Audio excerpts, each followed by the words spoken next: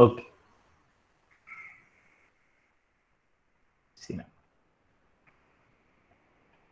Screen दिसते?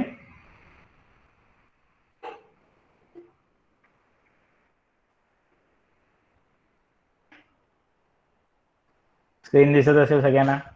Okay okay, ठीक आहे.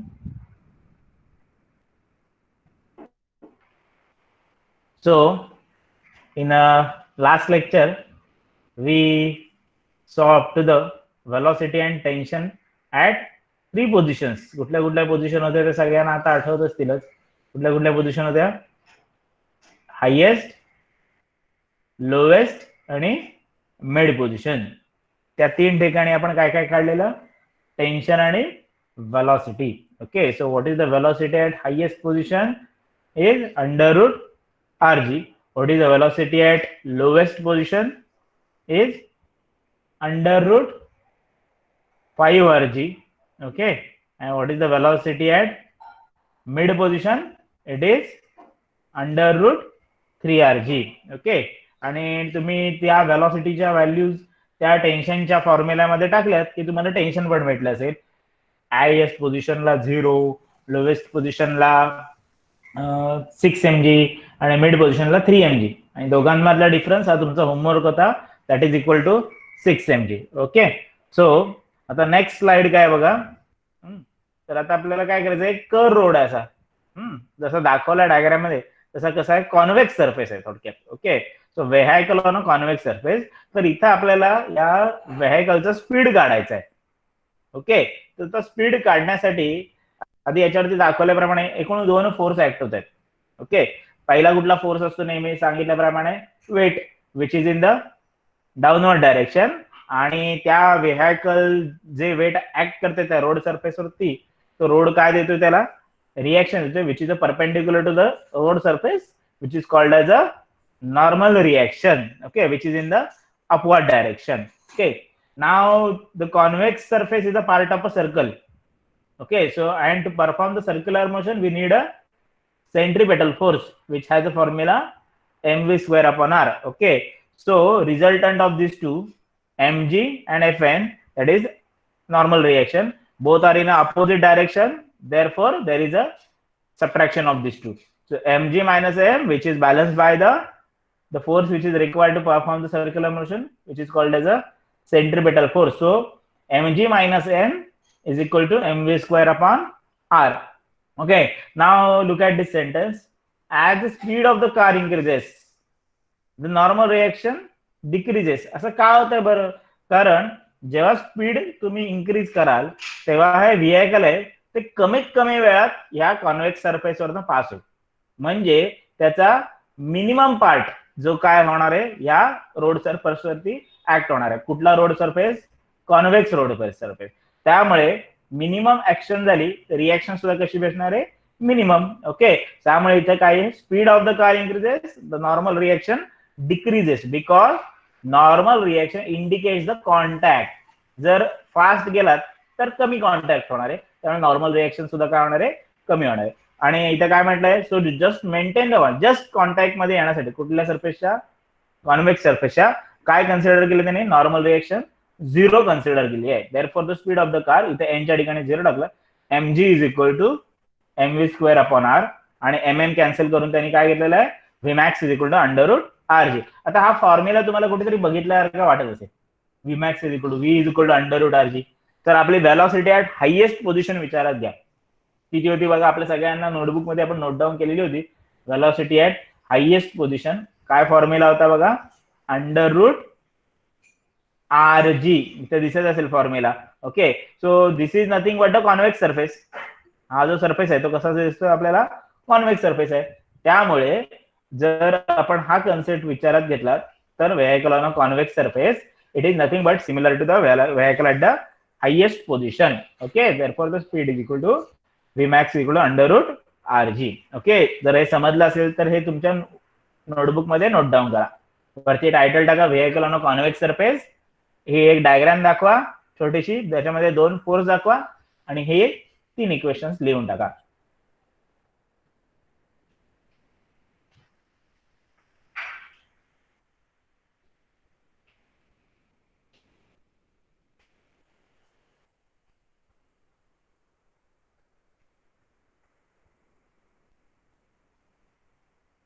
तुमची डायग्राम काढून झाली, इक्वेशन्स लिहून झाली की वाय टाईप करा.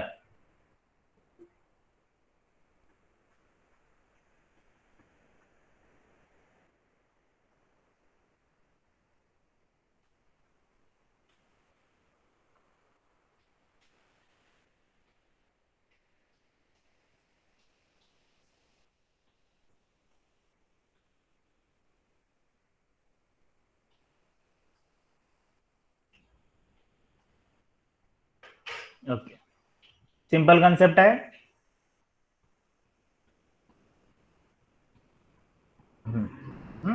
जसं आपण हायएस्ट पोझिशनला बघितलं सेम त्याच प्रकारे हा कन्सेप्ट होता.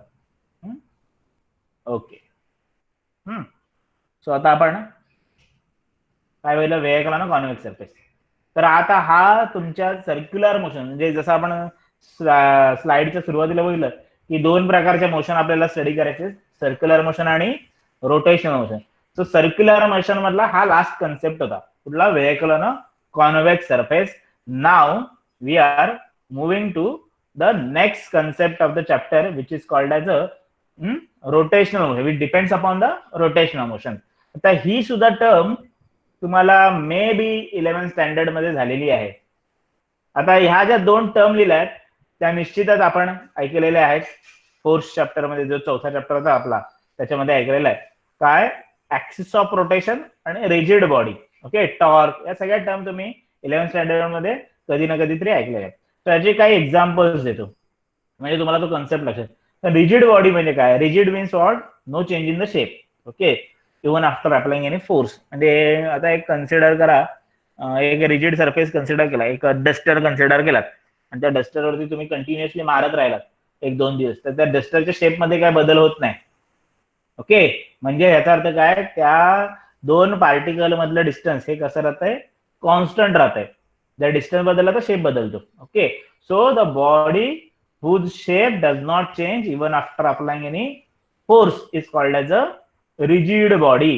ओके, आणि दुसरा कन्सेप्ट काय बघा, axis of rotation.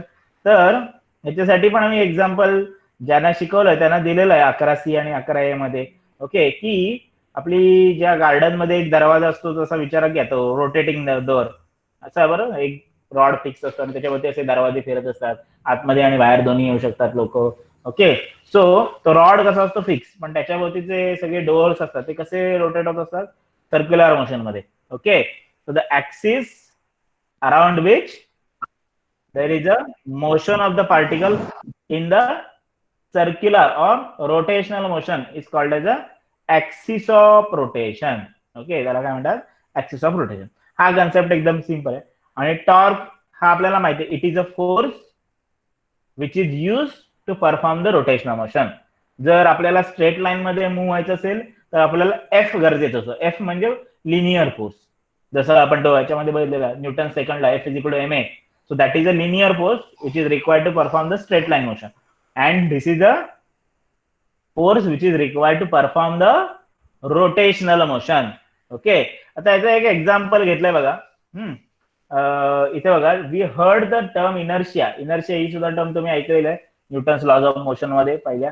Inertia means what, unable to move, म्हणजे एका जागेकडून दुसऱ्या जागेकडे आपण आपोआप जात नाही, त्याच्यासाठी आपल्याला काय करायला लागतो, फोर्स अप्लाय करायला. आणि इनर्शिया कशावर डिपेंड असते, it is only depend upon the mass of the body. म्हणजे एखादा चॉक कन्सिडर केलात आणि डस्टर कन्सिडर केलात, सो ऑब्वियस आहे, chalk has a less mass compared to duster, therefore we required a large force to move the duster. Okay, so inertia in a linear motion depends upon the mass of the body in a linear motion. So now in a rotational motion, okay, हे मास कशाने replace होते तेच आपल्याला आता या basically या concept मध्ये study करायचं. तर त्याच्यासाठी एक एक्झाम्पल घेतलंय बघा, ओपनिंग द डोअर. दरवाजा जर आपल्याला उघडायचा असेल तर आपल्याला काहीतरी कष्ट करावे लागतात, काहीतरी एफर्ट्स घ्यावे लागतात.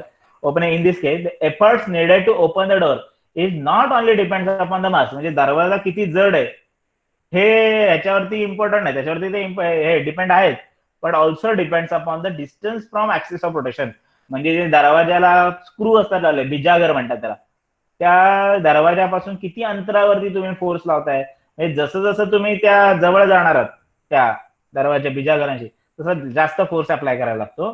जसं जसं तुम्ही लांब याल तसं तसं कमी फोर्स अप्लाय करायला लागतो. So that means to open the door, this force not only depends upon the mass, only depends upon the distance from axis of rotation. सगळ्यांनी जरा इमॅजिन केलं तर तुम्हाला हा कन्सेप्ट पटकन कळेल की दरवाजा ओपन करताना आपण काय करतो. ओके, म्हणजे त्या बिजागरांच्या जवळ जर हात लावला तर किती फोर्स लावायला लागतो आणि दरवाजाच्या लांब जसं जसं लांब आहे त्या ऍक्सिस पासून आणि फोर्स अप्लाय केला तर किती फोर्स लावायला लागतो. सो त्याच्यावरनं तुम्हाला हा कन्सेप्ट लक्षातच असेल. ओके, आणि हे कशासाठी हे मेन्शन आहे तर रोटेशनल मोशनसाठी, non linear motion. Okay, so the quantity analogous to mass in linear motion includes not only mass but also depends upon the distribution of mass around the axis of rotation. Understand? Okay, म्हणजे ते masses कसे situated झाले axis of rotation, किती distance वर situated झाले त्याच्यावरती ते depend आहे. Okay, so to know this analogy let us derive an expression for kinetic energy in rotational motion. आता आपल्याला काय करायचंय तर रोटेशनल मोशन मध्ये काय फाइंड आउट करायचे, कायनेटिक एनर्जी फाइंड आउट करायचे. ओके, आणि त्याच्यासाठी आपल्याला कशाचा यूज करायचा आहे तर एनर्जी इन लिनियर मोशन. सगळ्यांना हा फॉर्म्युला सगळ्यांना माहिती आहे, half m u square linear motion मधल्या कायनेटिक एनर्जीचा. ओके, त्याचा यूज करून आपल्याला काय करायचंय रोटेशनल मोशन मध्ये कायनेटिक एनर्जी फाइंड आउट करायचं. एकदम सिंपल डेरिव्हेशन आहे आणि लास्ट इयरचा जो सिलेबस आला बोर्ड एक्झामचा त्याच्यामध्ये हा रिपीटेडली आस्क क्वेश्चन आहे, derive an expression for kinetic energy in rotational motion. Okay, so इथे सगळ्यांना डायग्राम दिसत नसेल तर आपल्या मोबाईलची स्क्रीन झूम करा म्हणजे तुम्हाला व्यवस्थित ती दिसेल. त्याच्यामध्ये काय दिसते तुम्हाला, एक रॉड आहे किंवा ऍक्सिस पास झालेला आहे एका पॉइंट मधनं. कुठला पॉइंट दाखवलाय तो ओ, बरोबर आहे. आणि around that axis there are a large number of masses distributed, suppose M1 M2 Mn. Okay, इथे दाखवलेले पण आहे. सो देअरफॉर काय म्हटलंय बघा, consider a rigid body rotating with uniform angular velocity. म्हणजे जो रोटेशनचा स्पीड आहे तो कसा आहे, कॉन्स्टंट आहे, ओमेगा कॉन्स्टंट आहे, consisting of n number of particles. म्हणजे त्याच्यामध्ये किती पार्टिकल्स आहेत, एन नंबर ऑफ म्हणजे काउंटलेस पार्टिकल्स आहेत आणि प्रत्येकाचा मास इथे दिलेला आहे M1 M2 Mn आणि situated at distance R1 R2 R3 Rn from axis of rotation. Okay, हे सर्व मासेस कसे सिच्युएट झालेले आहेत, R1 R2 Rn या डिस्टन्स वरती ते काय झाले सिच्युएटेड, कुणापासून, ऍक्सिस ऑफ रोटेशन पासून. Okay, so we know that as r changes using this equation जे आपण आधी पण बघितलेलं आहे, V is equal to R omega. So omega is constant, but R is changes. Therefore, V also changes. So therefore, V1 is equal to R1 omega. V2 is equal to R2 omega. Similarly, you can write for the nth particle, Vn is equal to Rn omega. Okay. So due to the change in the velocity, linear velocity, there is a change in the linear kinetic energy. So E1 is equal to what? Half M1 V1 square. Okay. So M1 means what? It is a mass of first particle.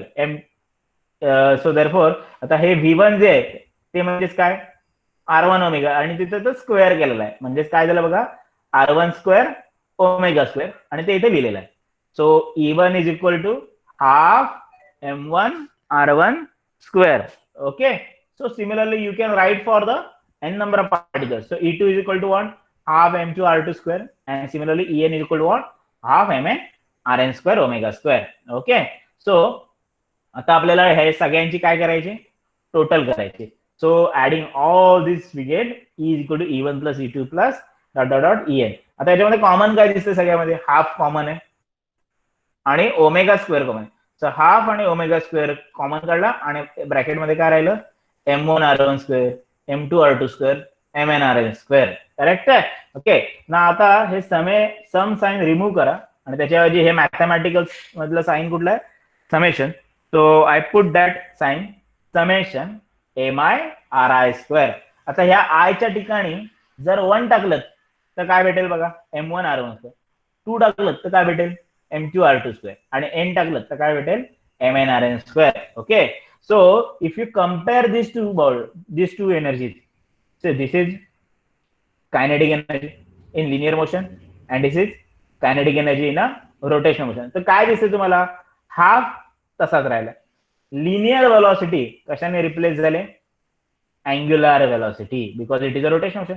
आणि जी मास term आहे ती कशाने replace झाले, ह्या टर्मने. Okay, आणि त्या टर्मच्या ऐवजी आपण एक सबस्टिट्यूशन केलं, काय, capital I. Capital I. Okay, so the equation for rotational kinetic energy is half i omega square. Okay, आणि या आय लाच काय म्हणतात इथे, जर दिसलं तर बघा वरती. Okay okay, so this I is called as is nothing but the moment of inertia. Okay, so this I is called as moment of inertia. Okay, so जसं आपण बघितलं की मास इन्क्रीज झालं की काय इन्क्रीज होतं, inertia in linear motion. So similarly I increase झालं की काय इन्क्रीज होतं, inertia in rotational motion. Okay, I hope you understand this concept. जर समजलं असेल तर first draw this diagram and write down this following equations. Concept कळलाय का, कन्सेप्ट कळलाय का, अदरवाइज आय विल रिपीट.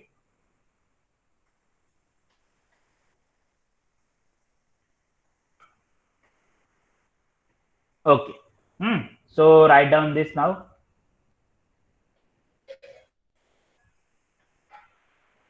वरती टाइटल टाका, moment of inertia. Write down this title, moment of inertia. It is moment, not movement, not movement, it is a moment.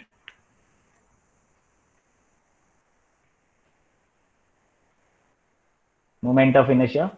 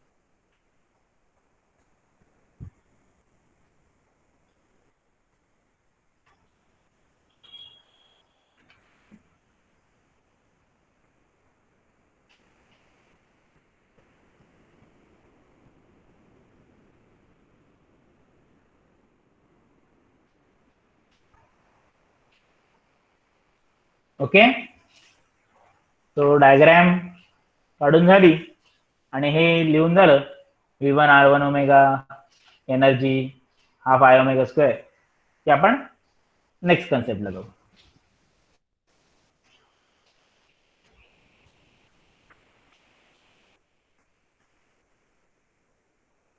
लिहून झालं की Y type करा.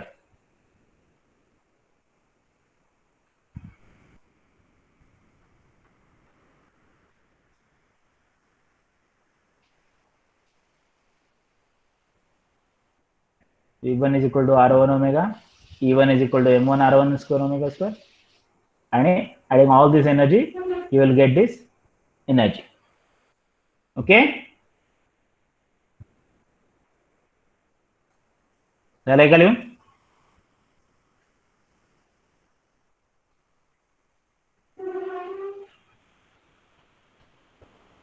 ओके.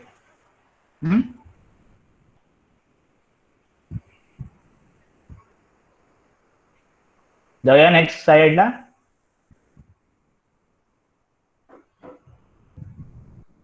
नेक्स्ट स्लाइडला जाऊया का? Okay.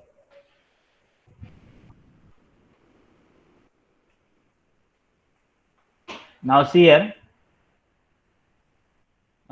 physical significance of moment of inertia. Now physical significance म्हणजे काय, तर आपल्याला दोन मोशन कंपेअर करायचे आहेत. कुठल्या कुठल्या दोन मोशन आता आपण कंपेअर करतोय, लिनियर मोशन आणि rotational motion. Okay, So as we see, the kinetic energy in linear motion is half mv square, and in a rotational motion it's half I omega square. Okay, तेच आता आपण derivation काढलेलं आहे, हा one. So if we compare the two equations, we can say linear velocity is replaced by angular velocity, and the term mass is replaced by I, which represents the inertia in rotational motion. Correct? Inertia in a rotational motion, which is called as moment of inertia, or also called as rotational inertia. Okay, so I is equal to काय substitute केलं, I कशाच्या ऐवजी आपण substitute केलेलं,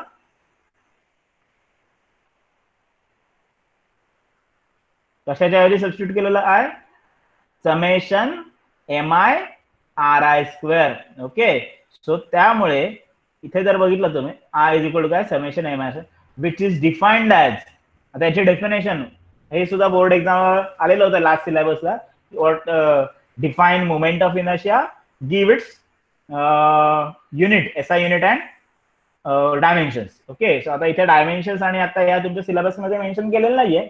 okay, पण तुम्ही लिहू शकता. तर इथे काय दिसते, इथे कुठलाही साईन नाहीये, मग ह्याचा अर्थ काय, इथे प्रॉडक्ट.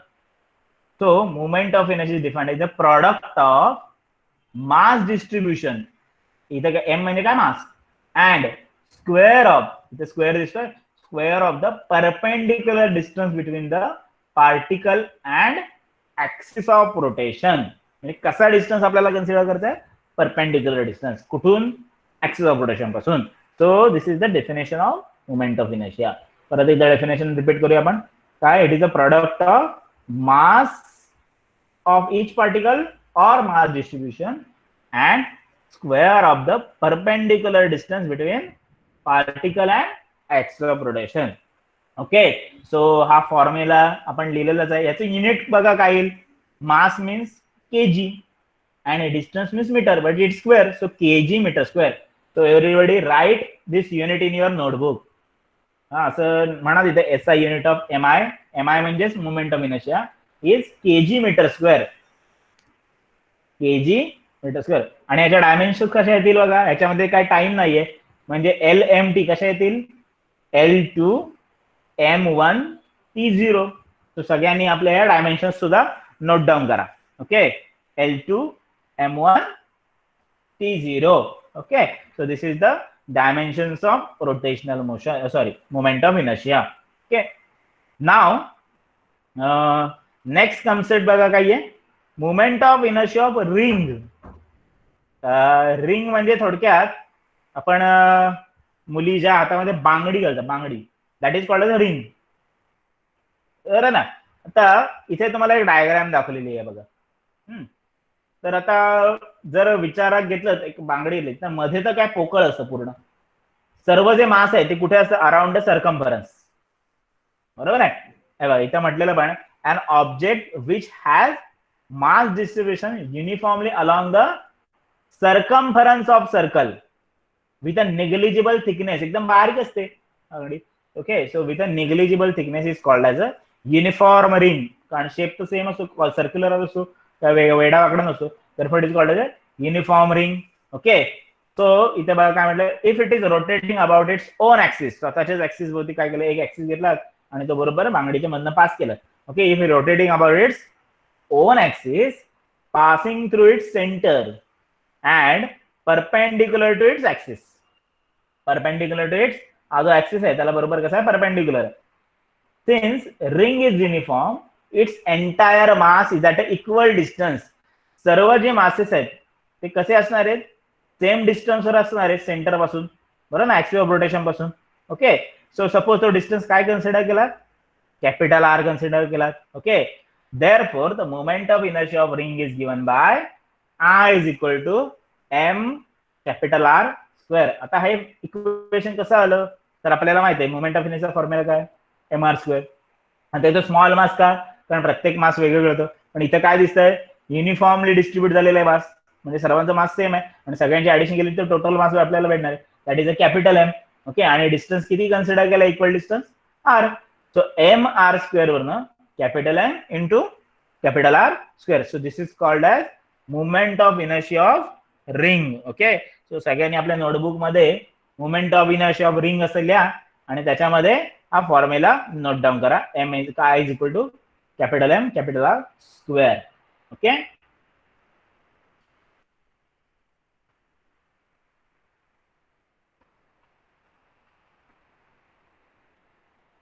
नोट डाऊन केलंय सगळ्यांनी?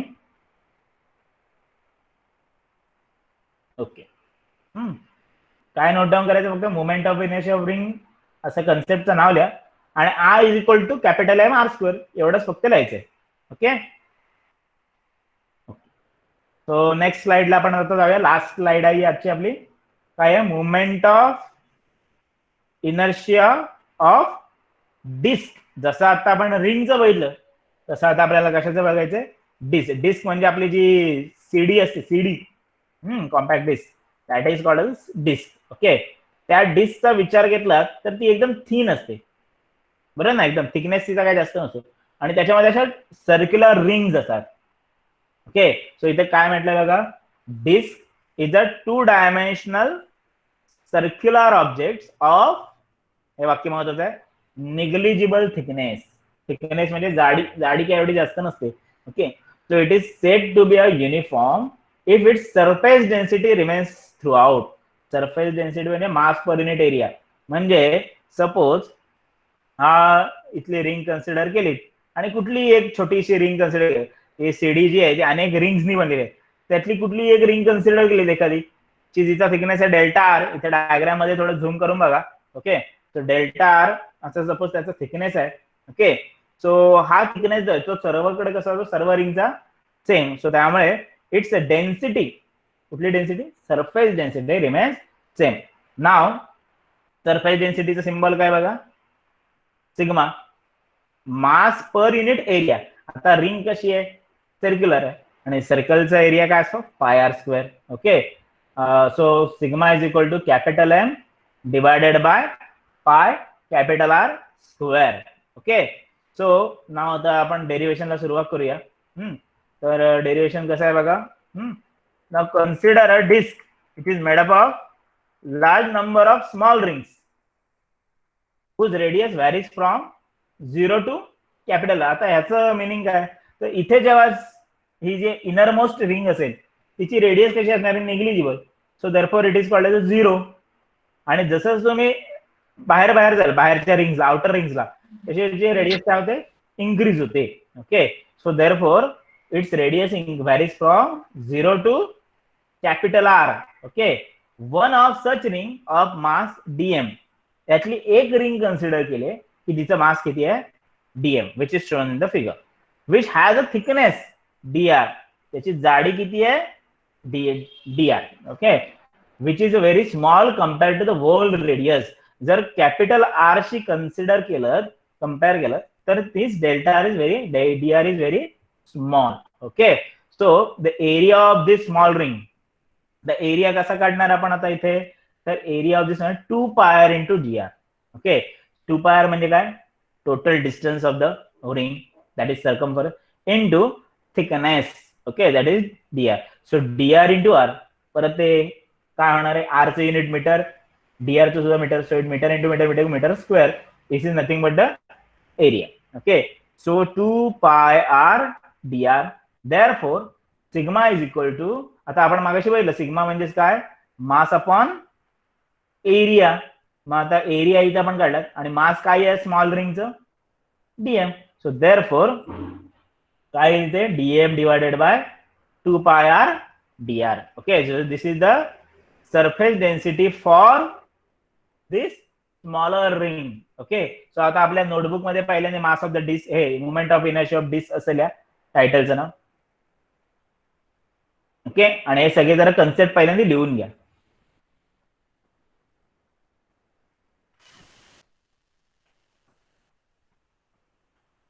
In your notebook, write down the title, moment of inertia of disk, and then write down surface density of the ring. Sigma is equal to disk is equal to sigma is equal to m upon pi r square, and then write down the surface density of the ring.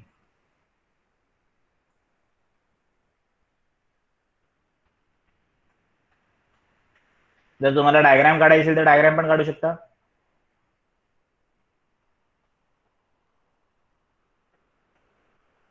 Okay, इथपर्यंत झालं की सांगा. सिग्मावर हे पण equation लिहून टाकू शकता. Dm is equal to हा जस्ट 2πr/dr इकडे घेतलेला आहे लेफ्ट साइडला LHS ला.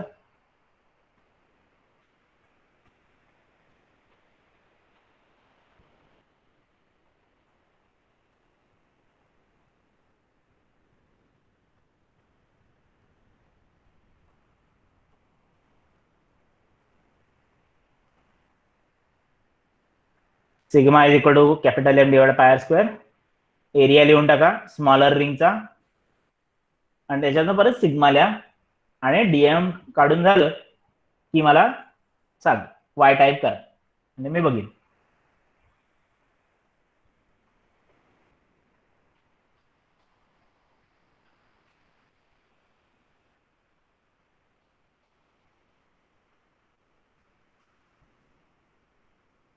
ओके,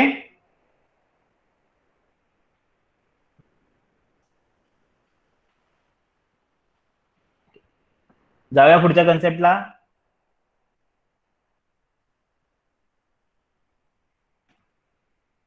ओके,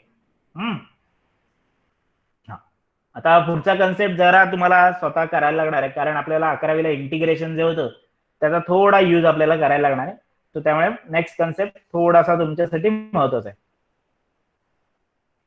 ओके, आता हे डीएम पर्यंत तुम्ही फॉर्म्युला लिहिलेला आहे 2π सिग्मा आर डी आर. हा फक्त 2πr/dr लेफ्ट साइडला आहे 2π sigma R D R. Okay, आता इथे बघा as it is a ring. आता ही रिंग कन्सेप्ट आणि मगाशच्या कन्सेप्ट मध्ये आपण रिंगचं इक्वेशन काय काढलंय मोमेंट ऑफ इनर्शियाचं I is equal to mr². So ह्याच्यामध्ये काय दिसतंय बघा as it is a ring moment of inertia is I small r for ring is dm into r². आता आपली जी छोटी रिंग आहे तिचा मास किती आहे dm आणि डिस्टन्स किती आहे स्मॉल r इथे दाखवलेलं आहे. Okay, so dm into r². Okay, so moment of inertia of the disc can be obtain. आता या सर्व स्मॉल रिंगची ऍडिशन केली की आपल्याला काय भेटणार आहे एक डिस्क भेटणार आहे. Okay, so the moment of inertia of the disc is obtain by the integrating the above equation.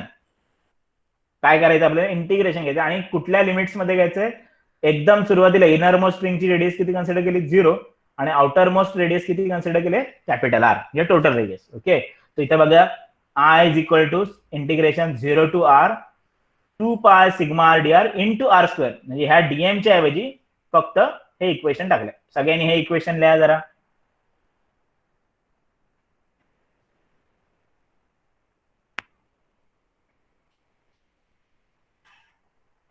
I is equal to integration 0 to R 2π sigma r dr into r². इथे आलेला आहे r². ओके, हा आता next step तुम्हाला समजली असेल. 2π आणि sigma काय केलेलं आहे आपण बाहेर काढलंय कारण हे सगळे कॉन्स्टंट आहेत. आपण मागाशी पाहिलं sigma remains constant. Okay, so 2π sigma integration मध्ये 0 टू R आणि हा R आणि हा r² काय झालेलं आहे r³. Okay, so r³ dr. आता तुम्हाला जर 11th स्टँडर्ड मधला जर आपला कन्सेप्ट आठवत असेल I think units for measurements मध्ये झालेलं होतं आपल्याला इंटिग्रेशन आहे. ओके, त्याच्यामध्ये एक फॉर्म्युला होता x⁻n dx. Integration of x⁻n dx काय होतं formula x⁻n+1 divided by n+1.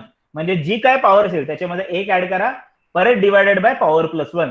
मग आता इथे काय दिसतंय तुम्हाला r³ दिसतोय. मग r³ मध्ये एक ऍड केला तर काय होईल r⁴ डिवायडेड बाय परत 3+1 म्हणजे किती डिवायडेड बाय 4. ओके, सो सगळ्यांनी जर तुमच्या वहीमध्ये तुम्हाला जमलं तर लिहा काय 2π सिग्मा इंटिग्रेशन साइन काढून टाका एक स्क्वेअर ब्रॅकेट टाका स्क्वेअर ब्रॅकेट आणि आतमध्ये काय लिहा स्क्वेअर ब्रॅकेटच्या r⁴ डिवायडेड बाय 4 आणि त्याला लिमिट्स काय टाकणार 0 टू R. ब्रॅकेटच्या बॉटम कॉर्नरला आणि टॉप कॉर्नरला काय येणार 0 टू R. ओके, आता लिहून झालं असेल 2 pi sigma square bracket r⁴ divided by 4 ब्रॅकेटच्या बाहेर 0 टू r. आता आपल्याला ही लिमिट सबस्टिट्यूट करायची.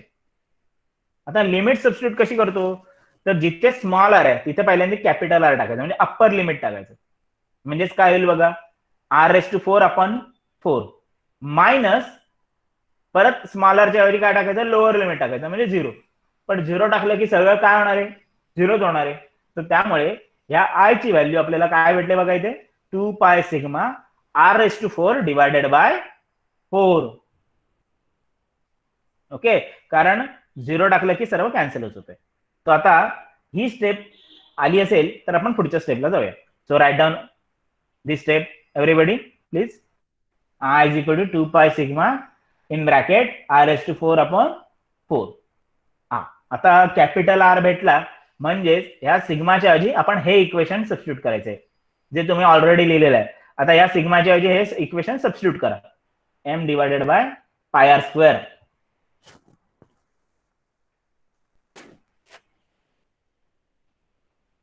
आणि सर्व काय कॅन्सल होतंय ते कॅन्सल करा, म्हणजे थोडक्यात पाय कॅन्सल होईल, त्याच्यानंतर r² कॅन्सल होणार आहे, इथे 2 इथे 4, 2 2 जार 4, आणि हे इक्वेशन राहते का बघा.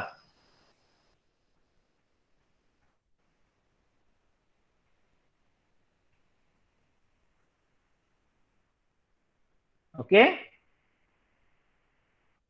2 pi into bracket m divided by pi R square into r² by 4, r² cancel, 2 2 जार 4, pi cancel, so remaining is half m capital R square. Okay, so this is the equation for काय कन्सेप्टचं नाव आहे आपल्या, moment of inertia of disc. Okay, I hope everybody write this equation. झालंय का लिहून? Type Y. Okay, simple आहे, सगळ्यांना समजलं हे कन्सेप्ट. ओके, तर आता आपण एक लास्ट डेफिनेशन बघणार आहोत आणि आपला कन्सेप्ट संपवणार आहोत.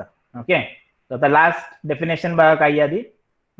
काय म्हटलंय, radius of gyration. Gyration mean nothing but the rotation. Okay, so radius of gyration of body about an axis of rotation, about an axis of rotation is defined as the radial distance to a point, radial distance to a point which would have a moment of inertia the same as the body's actual distribution of mass if the total mass of the body were concentrated. आता हे definition राहू दे, तर मी तुम्हाला actual meaning कसं आहे सांगतो.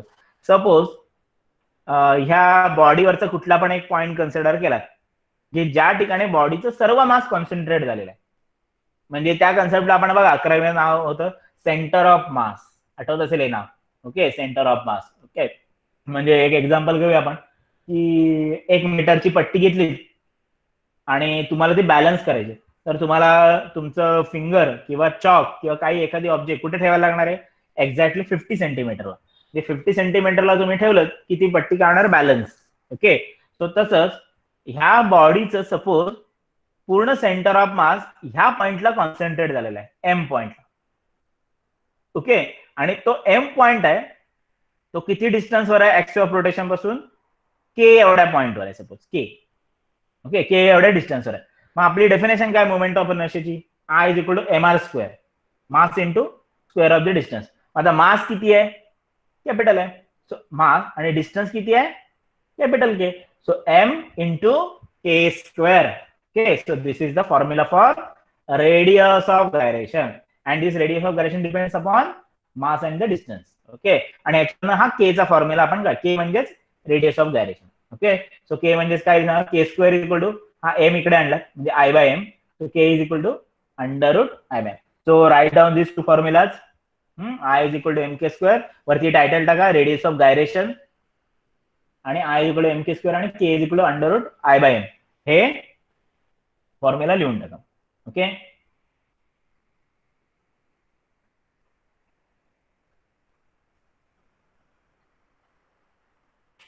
दोन फॉर्म्युले लिहून टाका. So everybody have understood whatever I taught today? Okay.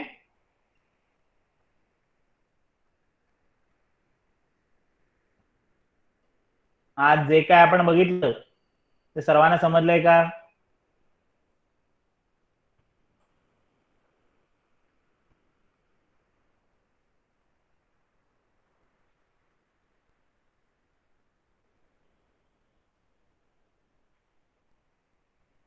Okay. Okay, तर आता आपण एक 2-4 मिनिटात क्विक रिव्हिजन करूया की आपण या लास्ट 4 लेक्चर मध्ये काय काय बघितलं, आणि मग आपलं लेक्चर आपण कन्क्लूड करूया.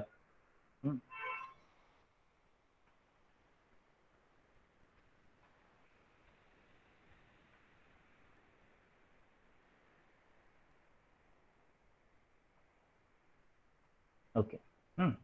सो पहिल्यांदा आपण काय चॅप्टरचं रोटेशन आहे, त्याच्यामध्ये 2 प्रकारचे आपण मोशन स्टडी करणार होतो. पहिली मोशन आपली पूर्ण झालेली आहे, सर्क्युलर मोशन, आणि नेक्स्टला आपण स्टार्ट केली आहे रोटेशन मोशन. ओके, त्याच्यानंतर आपण काय बघितलं की सर्क्युलर मोशन म्हणजेच काय, the motion of the particle along the circumference of circle is called as a circular. आणि त्याचे एक्झाम्पल्स काय बघितलेले आपण, motion of the fan, motion of the moon around the earth. Okay, these are all examples of. त्याच्यानंतर आपण काय बघितलेलं की 2 मोशन मध्ये सिमिलॅरिटी काय की ट्रान्सलेशनल आणि सर्क्युलर मोशन मध्ये. तर जसं आपण माहिती काय वेगवेगळ्या डेफिनेशन ज्या 11वी मध्ये बोललं, डिस्प्लेसमेंट, व्हेलॉसिटी, ऍक्सेलरेशन, त्या कशाशी रिलेटेड होत्या, लिनियर मोशनशी. आणि जेव्हा एखादा पार्टिकल काही अँगल डिस्क्राईब करतो तेव्हा ह्या 3 टर्म कशाने रिप्लेस झालेल्या, अँग्युलर डिस्प्लेसमेंट, अँग्युलर व्हेलॉसिटी आणि अँग्युलर ऍक्सेलरेशन. ओके, त्याच्यानंतर आपण काय बघितलेलं, काही डेफिनेशन बघितले. अँग्युलर व्हेलॉसिटी कशाने दाखवतात, ओमेगा. ओके, अँग्युलर डिस्प्लेसमेंट कशाने दाखवतात, थिटा. हा कन्सेप्ट समजण्यासाठी, प्रिव्हियस कन्सेप्ट समजण्यासाठी हे डायग्राम होते. त्याच्यानंतर आपण आता काय बघितलेलं की डायरेक्शन कशी देतात या 3 गोष्टींची. तो काय बघितलं आपण, if curled finger shows the motion of the particle then thumb represent the direction of angular displacement, angular velocity आणि अँग्युलर ऍक्सेलरेशन. आणि याच्यामध्ये ते दिसत असेल, अँटी क्लॉक असेल तर अपवर्ड, क्लॉक असेल तर डाऊनवर्ड. ओके, त्याच्यानंतर आपण काही डेफिनेशन बघितलेल्या. तिथली पहिली डेफिनेशन कुठली, period, the time taken by the particle to complete 1 revolution. आणि मग त्याचा फॉर्म्युला बघितलेला, T is equal to pi r upon V. का, कारण डिस्टन्स किती कव्हर करतो, सर्कम्फरन्स, आणि स्पीड किती असतो, व्ही. डिस्टन्स अपॉन स्पीड म्हणजेच काय, टाइम. Okay, period. आणि मग ओमेगाचा फॉर्म्युला बघितलेला 2 पाय. आणि मग 2 डेफिनेशन, युनिफॉर्म सर्क्युलर मोशन मध्ये कॉन्स्टंट स्पीड असेल, नॉन युनिफॉर्म मध्ये चेंजिंग स्पीड असेल. त्याच्यानंतर आपण काय लक्षात ठेवलेलं की in a UCM the speed remains same but the velocity changes because of the change in the direction, therefore which acceleration also changes. त्यामुळे हे कन्सेप्ट तुम्हाला मी सांगितलं लक्षात ठेवायला, क्वेश्चन लिहून घ्यायला सांगितलं की UCM is an accelerated motion. Okay, कारण ऍक्सेलरेशन चेंज होतं. आणि जे ऍक्सेलरेशन गरजेचं असतं सर्क्युलर मोशनसाठी त्याला आपण नाव काय दिलेलं होतं, सेंट्रिपेटल किंवा रॅडियल ऍक्सेलरेशन. आणि त्याचे फॉर्म्युला बघितले होते. त्याच्यानंतर 2 फोर्स आपण विचारात गेलेले, सेंट्रिपेटल आणि सेंट्रिफ्युगल फोर्स. ओके, सेंट्रिपेटल म्हणजे काय, टुवर्ड्स द सेंटर. सेंट्रिफ्युगल म्हणजे काय, away from the centre, away along the radius vector. आणि हे फॉर्म्युले काय बघितले, न्यूटन सेकंड लॉवरनं. त्याच्यानंतर आपण काय बघितलं, व्हेकल अलॉंग हॉरिझॉन्टल ट्रॅक. तर हॉरिझॉन्टल ट्रॅक मध्ये आपण ते एक्झाम्पल्स बघितलं, तर टाळसुऱ्याचं जे वाकण होतं ते. ओके, की त्याच्यावरती 3 फोर्स ऍक्ट होतात, स्टॅटिक फ्रिक्शन किंवा अजून वेट आणि नॉर्मल रिएक्शन. आणि त्याचा यूज करून आपण तो स्पीड काढलेला, V max equal under root mu R G. त्याच्यानंतर वेल ऑफ डेथ, मौत का कुआ, सगळ्यांना कन्सेप्ट आठवत असेलच. ओके, की त्याच्यामध्ये मिनिमम स्पीड गरजेचा असतो आपल्याला.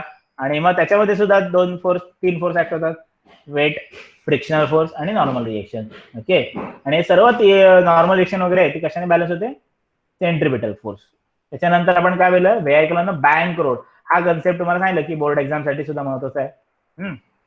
तर याच्यामध्ये आपण काय बघितलेलं होतं की जर कर रोडवरती जर एखादी कार मूव्ह होत असेल आणि तो कर सरफेस आहे तो काही अँगलने रेज केलेला असेल त्याला काय म्हणतात, बँकिंग ऑफ रोड्स.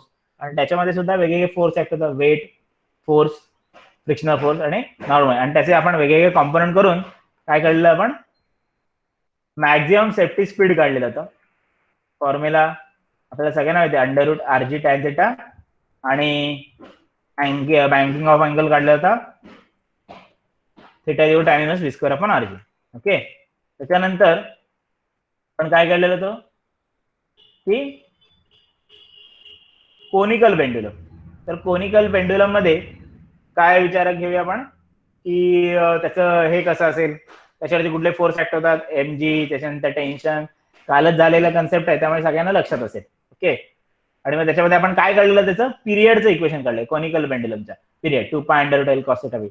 त्याच्यानंतर आपण काल जे बघितलं होतं व्हर्टिकल सर्क्युलर मोशन, त्याच्यामध्ये आपण काय केलं, टेन्शन व्हेलॉसिटी, आणि आजच्या कन्सेप्ट मध्ये आपण काय केलं की velocity at the top of convex surface, त्याच्यानंतर कायनेटिक एनर्जी आणि rotational motion, moment of inertia म्हणजे काय, आणि मोमेंट ऑफ इनर्शिया रिंग आणि डिस्क आणि रेडियस ऑफ गायरेशन, हे सगळे छोटे कन्सेप्ट आपण बघितलेले होते.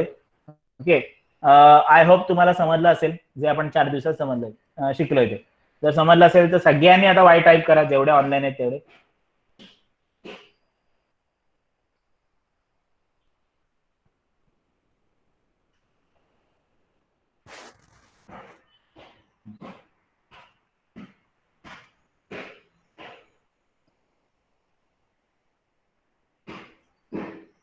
तर आता ह्या प्रत्येकाची लिंक आहे ते मी युट्यूबवर शेअर करतच असतो, आणि त्यामुळे आणि युट्यूबला शेअर करण्याचा फायदा काय की प्रत्येकाच्या मोबाईलमध्ये बाय डिफॉल्ट युट्यूब ऑलरेडी असतं, आणि युट्यूबवरती क्लिअरिटी, साऊंड क्वालिटी ही चांगली राहते.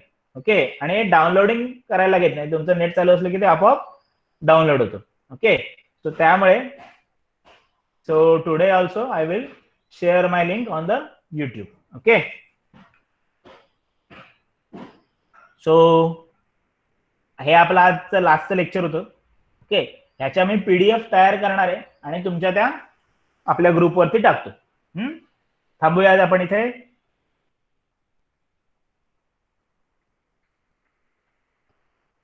Okay, so let's call of our meeting.